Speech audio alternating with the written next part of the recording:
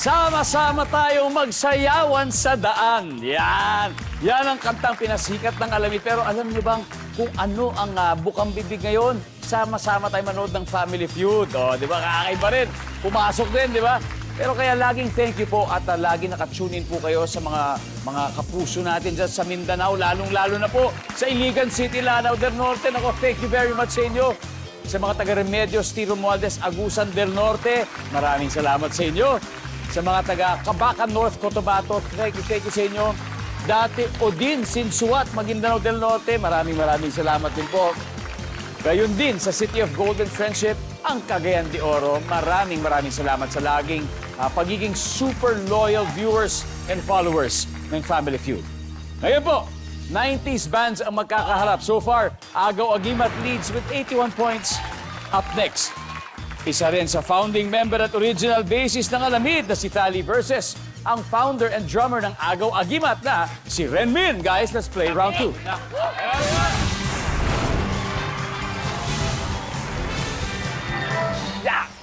Yes, sir. Si Tali po ay kapatid, utol ni Dex. At siyempre, si Renmin man po ng Agaw Agimat nag-celebrate po ng 30th anniversary yung banda po ninyo. Yes, last year. Can you tell us about yung mga new songs or albums na kakalabas lang ninyo? Yes, meron kaming nire-record na 5th album. Yes. This year namin nilalabas. Pero naglabas na kami ng mga singles tsaka music videos from the upcoming 5th album. Nasa YouTube din. Eto na. Kaya, Tali, Renmin, good luck. Top 6 answers are on the board. Here's your question. Sa trabahong ito, mas madaling matanggap ang babaeng may itsura. Go. Renmin. Artista. Artista. Nandyan ba yan? Sabi ng survey. Meron. Pero sa Tali, baka makuha pa mas mataas. Sa trabahong ito, madaling matanggap ang babaeng may itsura. Ano kaya to? Matalino. Matalino. Nandiyan ba? Sabi matalino. Wala po. Pero anyway, Renmin, pass or play. Kayo to. Play. Alright. Sir Tali, balik muna tayo. Ito na naman po tayo. Agaw Agimat. Alright, Ading. Sa trabaho ito, hinahanap natin trabaho, ha? Mas madaling matanggap ang babaeng may itsura sa trabaho na ito. Ano kaya ito? Siyempre, model. Model. Kung may artista ba kami model? Rain. Sa trabaho ito, mas madaling matanggap ang babaeng may itsura. Flight stewardess. Flight stewardess. Mga ganyan. Nandiyan ba ang flight stewardess? Pwede. Wendy, sa trabaho ito, mas madaling matanggap ang babaeng may itsura.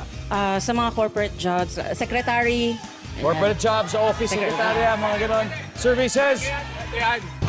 Hop, wala. Renmin, ano pa kaya? May tatlo pa tayong hinahanap. Sa trabaho ito, mas madaling matanggap ang babaeng may itsura. GRO. GRO. Guest Relations Officer. Services.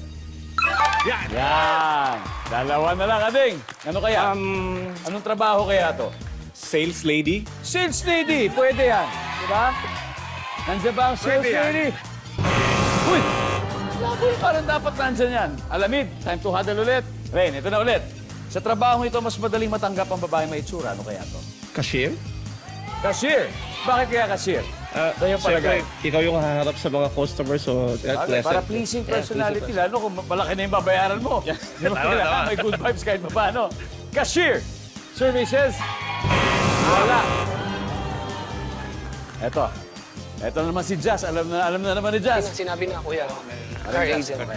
Yeah. Sa trabahong ito, mas madaling matanggap ang babaeng may itsura. Ano kaya ito? Yes. Sa car dealer, car agent. Sa kotse. Si Jet. Ano kaya? Promo girl.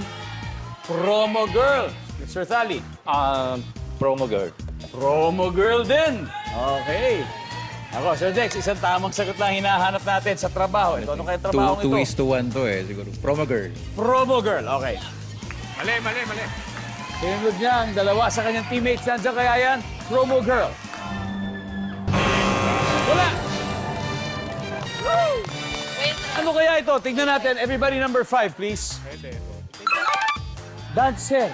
O kaya number 2. Waitress. Nakakalimutan natin yung waitress. Nako, muling naagaw ng Agaw Agimat ang mga puntos. Meron na 145 points. Alamid, babawi tayo sa susunod, ha? Yeah, Dahil yeah. susunod, double points round na Jet. Yan lang po kayo at magbabalik ang Family Feud.